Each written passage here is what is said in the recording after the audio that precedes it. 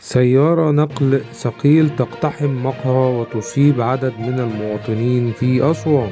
شهدت منطقة الصداقة القديمة بمدينة أسوان مساء اليوم الأربعاء حادث تصادم سيارة نقل ثقيل بعدد من مركبات التوك توك بجانب اقتحام السيارة لمقهى عليه عدد من المواطنين.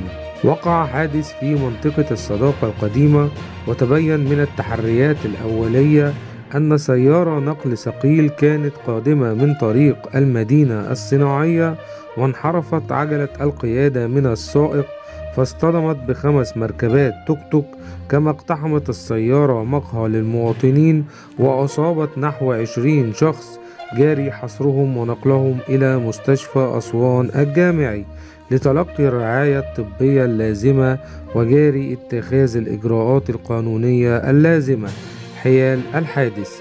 بردا وسلاما على أهل أسوان يا رب العالمين.